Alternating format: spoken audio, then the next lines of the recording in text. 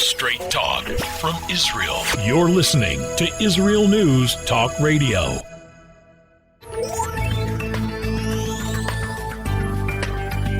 Welcome to the Science of Kabbalah with your hosts, Rabbi Yitzhak Michelson and William Hall, here on Israel News Talk Radio. And we are back with another episode of the Science of Kabbalah here on IsraelNewsTalkRadio.com. This is Rabbi Yitzhak. This is William Hall. How are you today, my brother?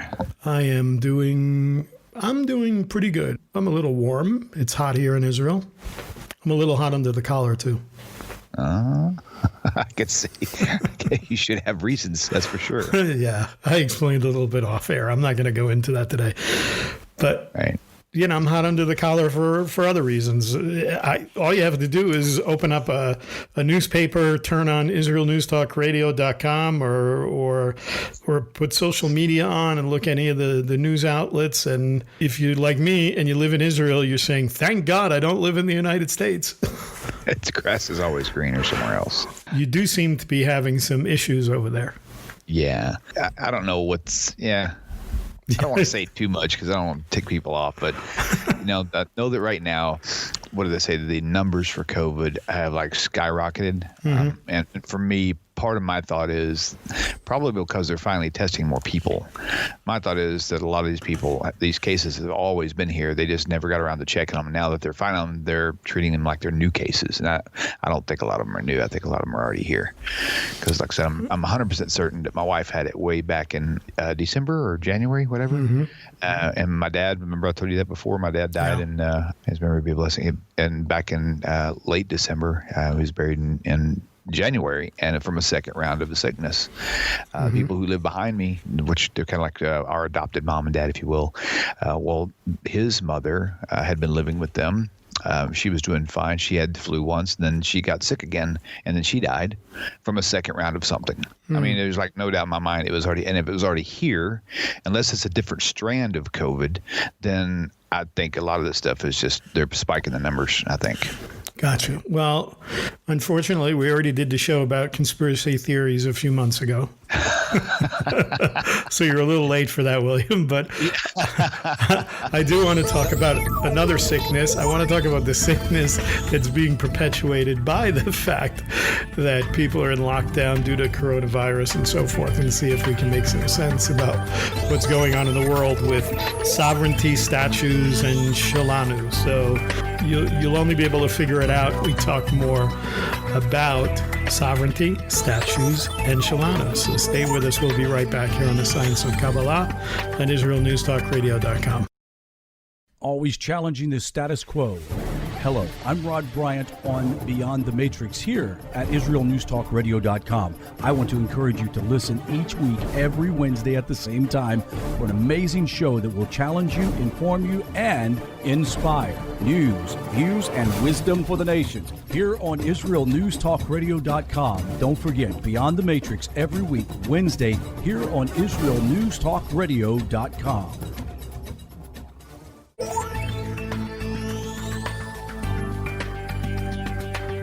Welcome back to Science of Kabbalah with Rabbi Yitzhak Michelson and William Hall here on Israel News Talk Radio. Welcome back to Sovereignty, Statues, and Shelanu. At least that's our topic we're going into. Israel News Talk Radio. Thank you guys for tuning in. And so, sometimes when I think in my mind, I'm thinking, okay, this is going to be hard for me to jump in. And they oftentimes turn out to be some of the more fun shows. So having your great sense of humor and all the stuff you bring to the table is always awesome. Take it away. We're saying sovereignty statues and Shelanu because those are kind of the things that are in current events right now that seem to be on everybody's mind. Sovereignty is this whole issue going on with whether or not Israel, whether or not we should declare sovereignty over parts of Judea and Samaria as part of the Trump peace plan. Of course, every president previously has tried to bring peace here in the Middle East, and everybody's looking for this to be some kind of legacy for them. It kind of annoys those of us who live here in Israel to constantly see everybody's opinion about what we should do and what we shouldn't do. You don't see that in any other country. You don't see any other country interfering with another country's sovereignty over their own land. You don't see another country. You don't see Poland telling the U.S. what they should do with Alaska or what they should do with Hawaii. But everybody has an opinion about sovereignty in Israel. And then, of course, statues, we're talking about this idea that as part of this whole process that's going on with the whole Black Lives Matter movement and this Occupy movement that seems to be taking place. And I know people may be upset with me, but I'm sorry. I've been staying off of social media, so this is my one vent every week that I have. It just annoys me. I was looking at a picture the other day, William, of this whole Occupy movement or the Black Lives Matter movement, and yet everyone in the picture was white. You had all these young white people, which kind of reminds me of when I was growing up. Now, I'm a little bit older than you, and I remember, and we're going to talk about Israel around this time as well, but I remember growing up in the 70s, a little bit later than the Six-Day War in 1967 here in Israel, but growing up in the 70s towards the end of the Vietnam War, there was always times where there were demonstrations and riots going on, demonstrations against the war. And I can remember as a young person, I didn't have any ideology one way or the other. The only ideology I had was if there was a way to get out of school, I was there.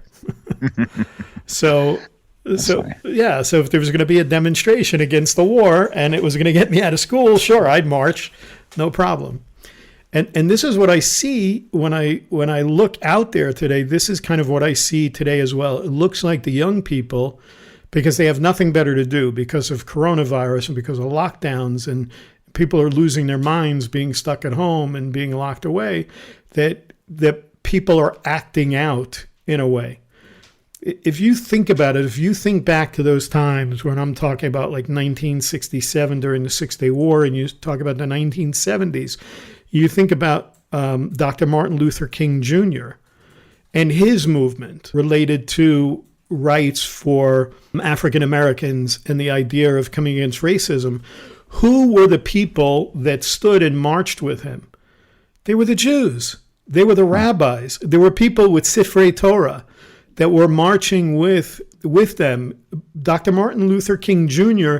would be appalled at the anti-Semitism. A movement that is supposed to be about anti-racism has become one of the most anti-Semitic movements out there, promoting BDS and promoting support of the pseudo-Stinian state, of allowing these Arab peoples to suddenly have a right to a land which was never theirs. Wow. So this is one of the things that annoys me. And this is why I was saying in the intro that I want to talk about a sickness that is propagating what we see going on now. Now, Shelanu, so we talked about sovereignty. We talked a little bit about statues. So part of this whole movement now with the statues is that anybody that had anything to do with even an inkling of racism, and even if they didn't have an inkling of racism, if they think there's anything related to white privilege, so now they're attacking President Grant, who instituted many laws to protect slaves after they received their freedom. Abraham Lincoln, who certainly, brought forth the Emancipation Proclamation. And so I understand people's attitudes. Look, I'm not a big supporter of statues because as Jews, we know that there's a biblical prohibition to not really make these kind of images, to not make images of something, and certainly not in 3D form, like a sculpture, to not make that in the image of something in heaven above or in earth below. Not even supposed to possess it as well. Right, yeah, absolutely. So I'm not saying that I'm a proponent of keeping them. I'm just saying that there is a bigger issue here. Now, what's the third S? Shelanu. So Shelanu has to do with this concept of Shelanu being a channel, a Christian missionary channel. I don't know how to call it anything else. That's part of God TV, that's headed by Ward Simpson. And there was a big controversy here in Israel because this was the first time that the Cable Council here approved a license for a missionary channel. Now, we've had other Christian channels here, other missionary channels, but the first time ever that a channel was going to be specifically in the Hebrew language. And there was a big uproar here. Why? Because there were videos that came out that clearly show Ward Simpson, the head of God TV, and Shelanu, stating clearly that the intention of the channel was to missionize the Jews and convert the Jews to Christianity. Then when he got caught, they took those videos down, and then they show another video of him, and this was his apology. You'll get a kick out of this, William. He says, "We don't want Jews to convert to Christianity. We just want them to accept Jesus as their Messiah." That's as ridiculous as saying, "I don't want to steal your car. I just want you to give it to me so I can have it for the rest of my life." I mean, that's just really, really just ignorant. Right. So I think that it's gotten so stupid that I've been told that they can refile, but as obvious as it was that they were guilty the first time, is there really even a remote chance that they would even accept it the second go around? actually is. And the idea is you have to remember the political and financial pressure that an organization like that can put on the state of Israel. People don't realize how much clout the evangelical community has and how much money they send into Israel to bolster sort of the social services that are given to the poor in Israel. When you consider that when I was with Jews for Judaism years ago, I did a study on this and did a report for one of our conferences where at that time, and I'm talking 4, 5, 6 years ago, there was $350 to $370 million that was being funneled into Israel from evangelical Christian organizations to bolster the social services, meaning that they were setting up places where people could come and get food, where they could get clothing, where they could get necessities, where they could get things for children, for babies, like baby food and diapers and baby carriages, all of those kind of things that were coming in, shiploads, container loads of product and money that's coming in from the evangelical community. So I wouldn't put it past them that in a refiling, in resubmitting it, that they would, I don't want to say that they're going to come out and fabricate or be deceptive. I'm not going to come out and say that exactly. I may allude to that, but I'm not going to come out and say it. But for sure, they're going to have to word the document in a way where they're saying something other than targeting the 700,000 homes that are being serviced by Hot Cable Company, Hot being one of the main cable companies here that provides service to pretty much 50% of the population. So you're talking about 700,000 households that would have access to this Christian channel. The question is, how are they going to word it in a way that's going to make it palatable to the council? Their spokesman says that they didn't see that there was anything wrong with the original filing, and they basically have threatened just what I said, that there will be they almost said, I want to say almost word for word, their representative here in Israel, who I know from years ago, by the way, basically said that they could cause a diplomatic incident by denying the application when it's resubmitted. So we're going to have to see. I think we need to keep putting pressure on this and not let up on this, and let the Israeli government, both inside those of us who live here and even those who support the nation of Israel and are against this kind of thing on the outside of Israel, contacting the authorities and letting them know that any channel that's going to target the Jewish people to bring a Christian message in Hebrew is totally unacceptable. Yeah. So that's the sovereignty statues and Shelanu. And I think a lot of this is just a sign of the times and what we're going through in the world. And we have to realize that there's nothing that's a surprise to Hashem that everything in the universe is overseen by him, that there's nothing that happens that isn't part of the plan and part of the way he set up and designed the universe to be. And so when we come back from the break, I want to get into this. I want to talk about a little bit about Kabbalah's narrative of the creation, how the creation came about, connected a little bit to the Sfirot, to these 10 emanations in what we call the Eitz Chaim, the tree of life, and then see if we can make sense of this. Again, not to be distracted by the things that are going on in the world, but to stay focused on what's important and stay focused on Hashem and his plan. So stay with us. We'll be right back here on the Science of Kabbalah on IsraelNewsTalkRadio.com. Shalom, everybody. Making a difference often takes just one moment and one person at a time. I am Orly Benny Davis, your show host on Israel News Talk Radios from Jerusalem with love. You'll be hearing people talking about politics, religion, social issues, and making a better tomorrow. Join me, Orly Benny Davis, for God and Country. From Jerusalem with love. Wednesdays on Israel News Talk Radio.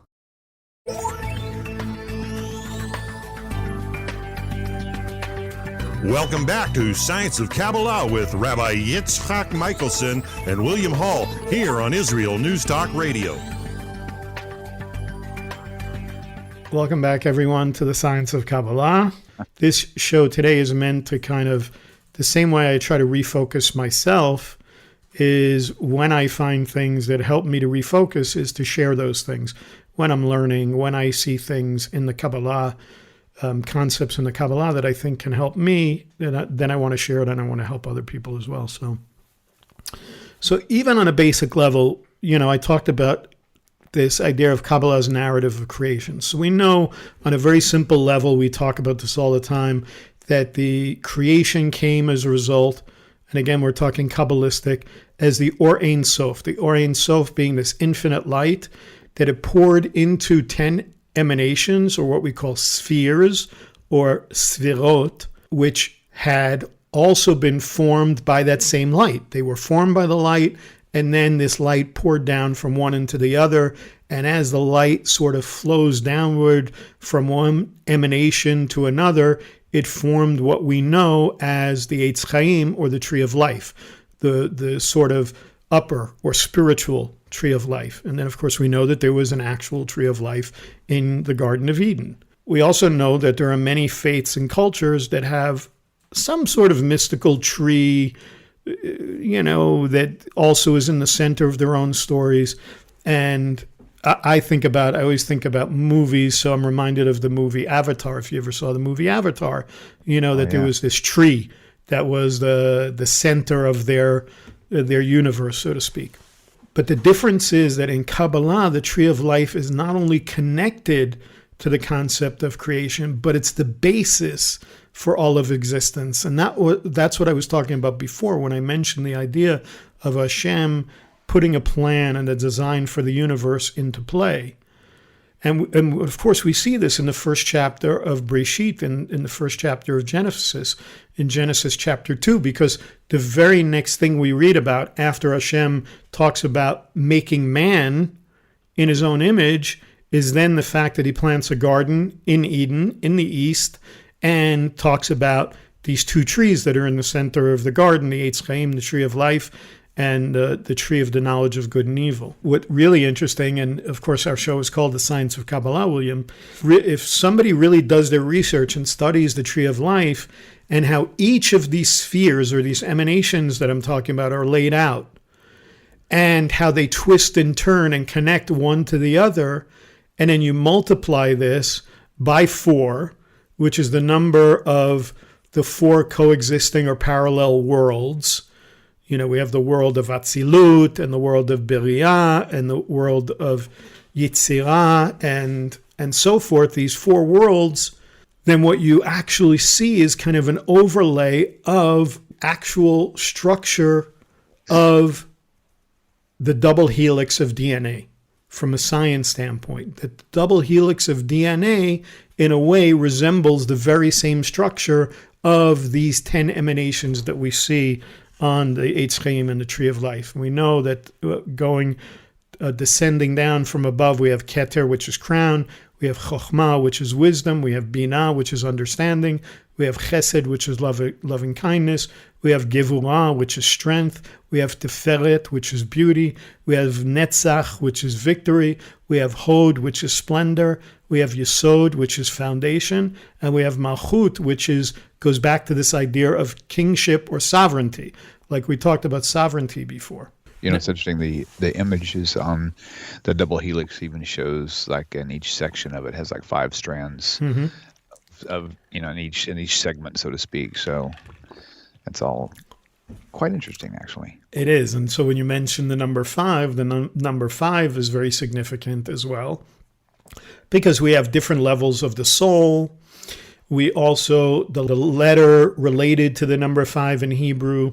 Rabbi Nachman talks quite a bit about this in a teaching he does on the concept of Purim and how Purim is connected to Pesach. And then I was with somebody over Shabbat, and he was bringing another teaching from the grandson of the Baal Shem Tov. And the grandson of the Baal Shem Tov is telling a story, and he also connects it to the concept of Purim. And what he talks about is David HaMelech, of course, before he was David the king, when he was David the shepherd boy, and when he went up against Goliath, or Goliath in English, and he used nothing but a slingshot and 5 smooth stones. So there's that number 5 that you brought up again. A very, very significant number. And numbers, to me, are always significant. You know, it's also interesting in the parsha that we read recently, Behalotecha, we see one of the scenes where the complainers kind of cry out to Moshe Rabbeinu that they want to go back to Mitzrayim, that they don't like the food in the wilderness. You know, we want to go back where we had cucumbers and watermelons and the leeks and the onions and the garlic and everything was so great.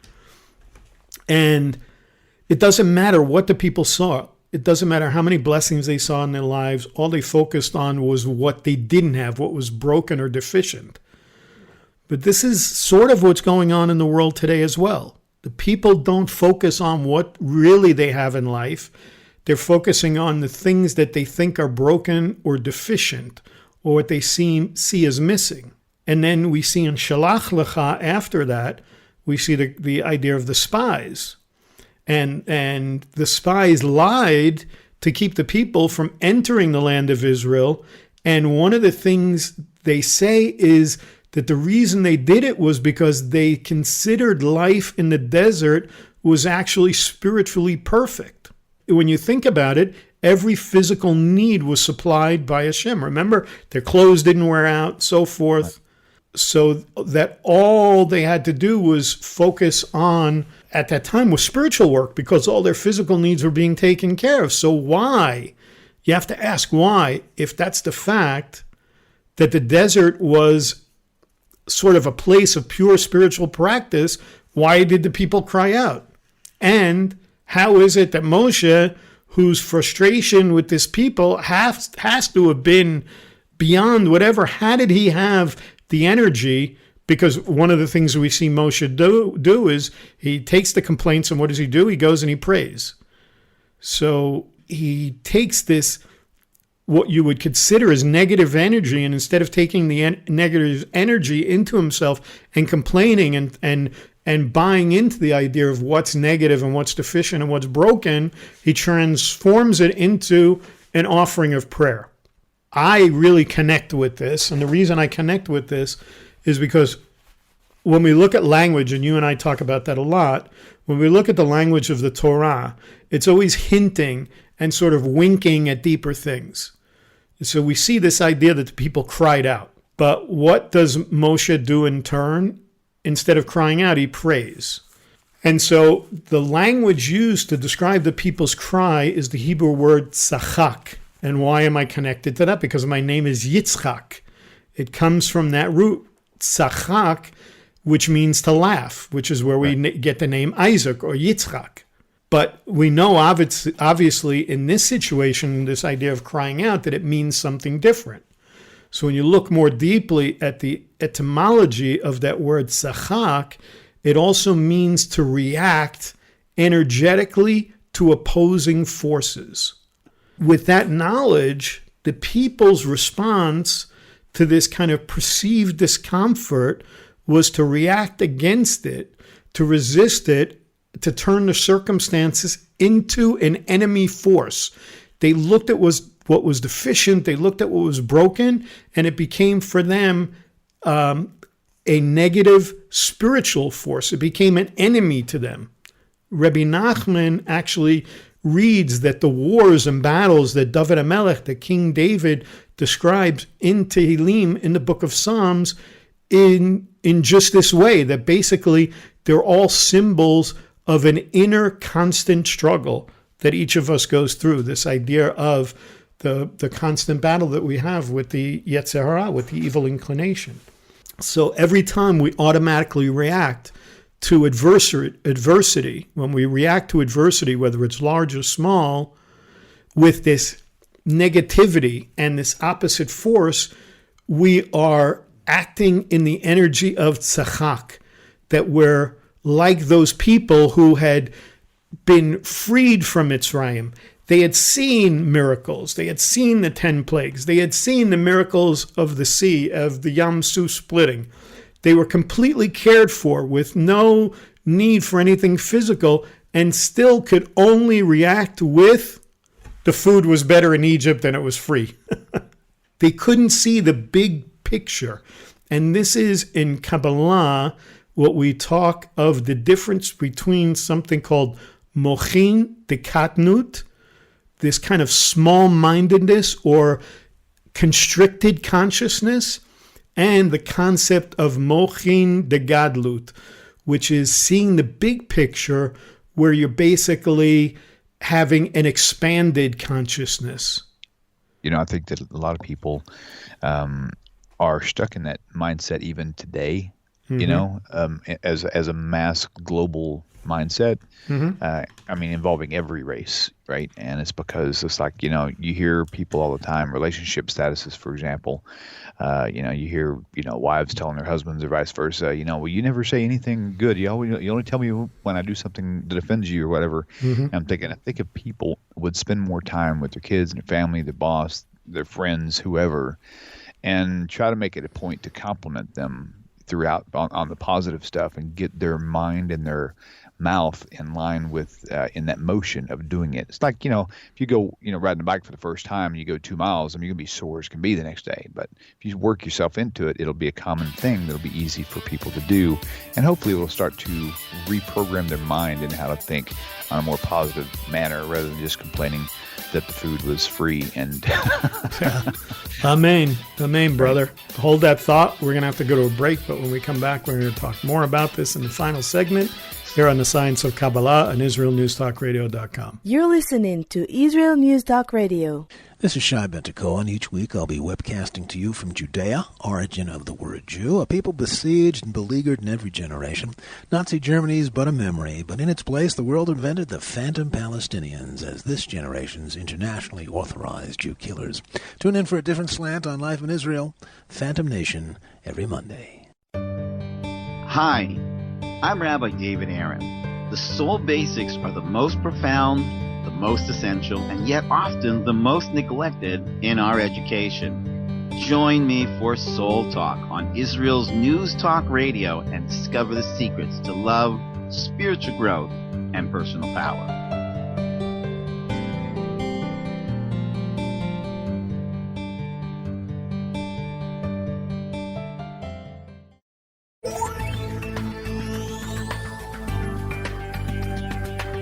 Welcome back to Science of Kabbalah with Rabbi Yitzchak Michelson and William Hall here on Israel News Talk Radio. welcome back to our final segment of Science of Kabbalah here on Israel News Talk Radio. Thank you guys for tuning in.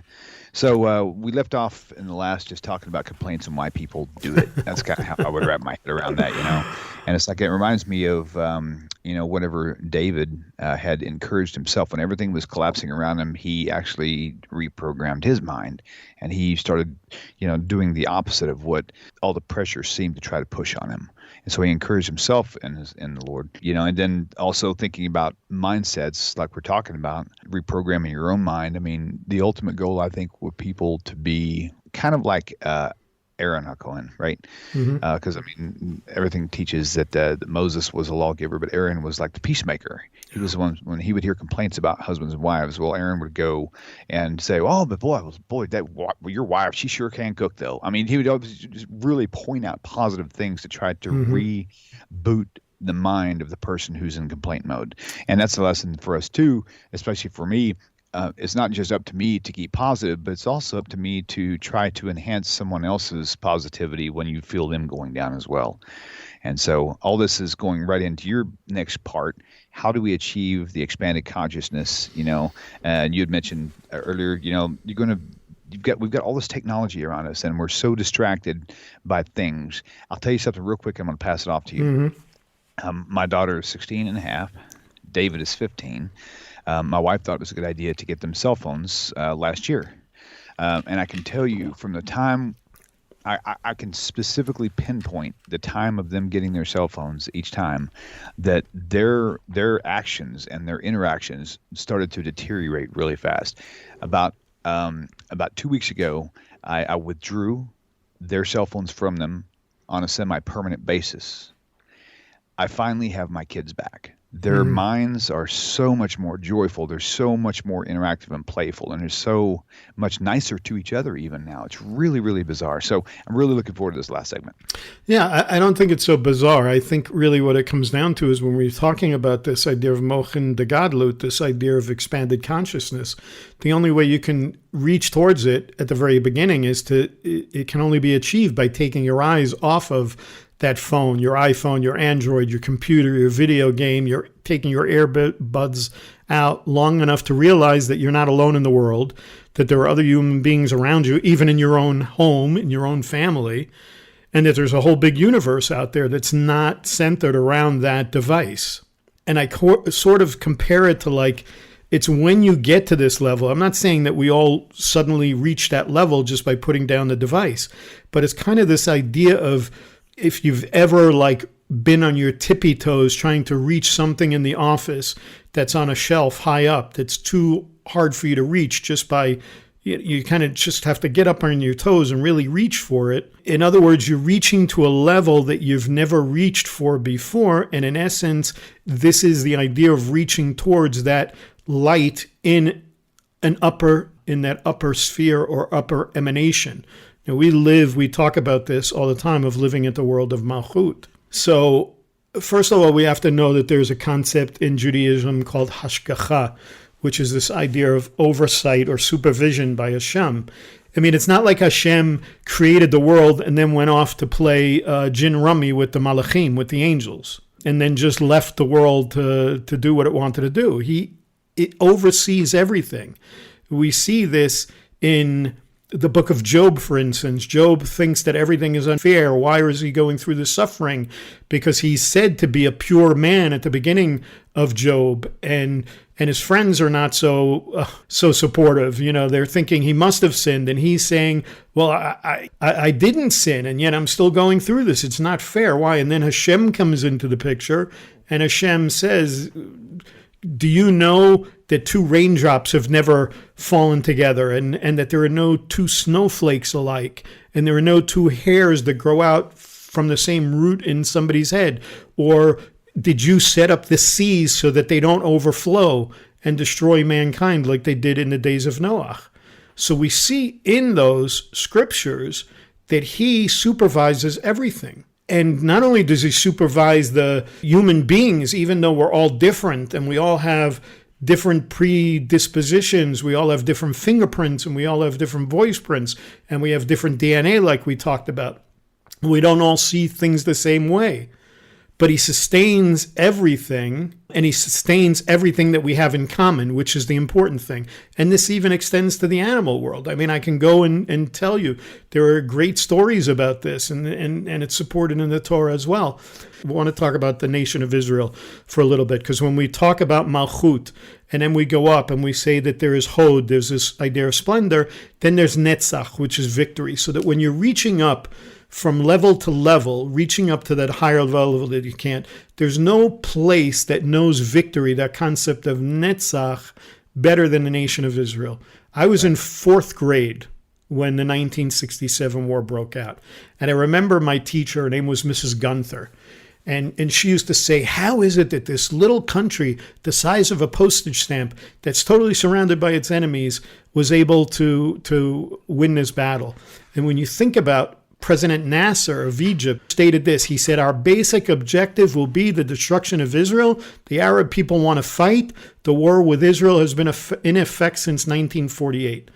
King Hussein came out and said that the armies of Egypt and Jordan and Syria and Lebanon are poised on the border of Israel to face the challenge, while standing behind us are the armies of Iraq, Algeria, Kuwait, Sudan, and the whole Arab nation. This act will astound the world. Today they will know that the Arabs are arranged for battle. The critical hour has arrived. And then President Aref of Iraq also made a statement where he said the existence of Israel is an error which must be rectified. This is our opportunity to wipe out ignominy, which has been with us since 1948. Our goal is clear: to wipe Israel off the map. Nobody stood with Israel, William. The UN didn't stand with them. I don't even think a lot of people know in the U.S. that President Johnson blocked all arms shipment to Israel, and the State Department of the U.S. said our position is neutral in thought, word, and deed. Israel was surrounded by almost 500,000 enemy soldiers with over 2,800 tanks and 800 planes, and all the Arab leaders publicly swore that the time had come to annihilate the Jewish people. And yet, there was at the same time a foreign journalist asked an Israeli general an interesting thing. He said, you're completely surrounded and cut off. The enemy outnumbers you 100 to 1. The United Nations has turned a deaf ear to you, and even the United States has abandoned you. How can you possibly survive? You know what the general answered him? The general said, we will survive either by normal means or by a miracle. And the reporter asked, what do you mean by normal means or by a miracle? And this was an amazing thing the general said. He said the normal way would be if God Almighty saves us as usual. The real miracle would be if we do it ourselves. Oh, wow. No kidding. That's what he said. We know that Israel not only went on to win against all those odds, and in only 6 days, that's why it's called the 6-Day War. Think about it. The real miracle, perhaps, is that Israelis refuse to surrender no matter what, and that is the true meaning of Netzach, or victory. And you could ask the question, what's the difference between this victory and so many other military victories that are not based on Netzach? And this is where we go back into this idea of statues, because one of the big differences is that usually when a country vanquishes an army or another country, they put up statues or monuments to their victories, something you'll never see in Israel. Why? Because we have the prohibition of not making anything in the image of something in heaven or on earth, and as you said, to not even possess it. Mm-hmm. This is related to Jews. We see that this is happening all over. And, you know, I think about going back to the idea of David. David stood up against Goliath, and he had these 5 smooth stones. The question is, why 5 stones and why were they smooth? The answer comes from the story of another shepherd. It says a shepherd was tending a flock in the hills of Judah. He became thirsty and he went to his favorite brook in the hills to drink. And as he was drawing the crystal clear water in his palm and putting it in his mouth, something caught his eye. He saw the drops of water falling on a huge stone, drip, drop, drip, drop. And directly where the drops were falling, there was a deep hole in the stone. And the shepherd was fascinated. He gazed at the drops and at the stone. And he thought to himself, what mighty power there is in a small drop of water, thought the shepherd. Could my stony heart ever be softened up that same way? And then suddenly hears, "Hello, Akiva. What are you gazing at?" It was Rachel, his master's daughter. She was wise and kind and fair. "Look what little drops of water did to the rock," Akiva explained. "Do you think there's hope for me? Suppose I began to study the Torah little by little, drop by drop. Do you think my stony heart would soften up?" "Oh, yes, Akiva. If you persevere, if you keep it up as these drops of water." He says, "But I'm 40 years old. It's not too late to start?" "Oh, no, Akiva. It's never too late. If you promise to learn our holy Torah, I know you will not be ignorant for long." The shepherd gazed at the drops of water for a long time, and then his mind was made up. And this is how we hear the story of Rebbe Akiva, who became one of the greatest and wisest scholars and teachers of his day, with over 24,000 students. Wow, that's insane. So David, basically, those 5 stones represent the Torah. And the Torah is represented by water as well, symbolically, and that water can soften any stony heart. The whole idea in the teaching today is the idea that we need to refocus. We need to look at the dripping water. We need to look at the Torah. We need to focus on the 5 books of the Torah, those 5 smooth stones. That's the only thing that's going to vanquish our enemy, and the only thing that's going to allow us to reach up towards Netzach, towards this idea of victory, and take away the distractions of the world and refocus us. You ended on a perfectly timed story. Well, I try. You did good. You did good. Well, it was good speaking to you, my friend, and I hope everybody enjoyed. Stay with us every week here on the Science of Kabbalah on IsraelNewsTalkRadio.com. Israel News Talk Radio's chat room. Just click the orange button at the top of the Israel News Talk Radio.home page, log in as yourself or an anonymous guest, and join in on the fun. You'll meet other listeners from all over the world who listen to Israel News Talk Radio, and you can make new friends. Israel News Talk Radio's chat room. It's the closest you can get to being in the studio with us. We love listening to Israel News Talk Radio. Where can you get the inside news on Israel? At Israel News Talk Radio, we're dedicated to sharing Israel's inside story with the world by providing our listeners with news on Israeli politics, current affairs, and Israeli Jewish culture. The Israel News Talk Radio homepage also provides you, the listener, with useful information at your fingertips, with scrolling news headlines, weather, currency exchange, Shabbat candlelighting times, and so much more. Our radio programming is always accessible and on demand. We operate absolutely free of charge for everyone, everywhere. If you love what we do, partner with us now by becoming an Israel News Talk Radio supporter. With your support, you'll be inscribed on our Israel News Talk Radio Wall of Fame. There's nothing like us in the world. Be part of something great. Israel News Talk Radio. Straight talk from Israel. If you love Israel News Talk Radio, then you'll love our Facebook page. We keep you up to date on what's happening in Israel, plus little surprise treasures that we don't share on the radio. Go now to follow us on Facebook. Just look for the Israel News Talk Radio Facebook page, and don't forget to subscribe and follow us by clicking on the like button. We post great stuff there that you'll want to share. Israel News Talk Radio on Facebook and Israel News Radio on Twitter. News, opinion, and more. You're listening to Israel News Talk Radio.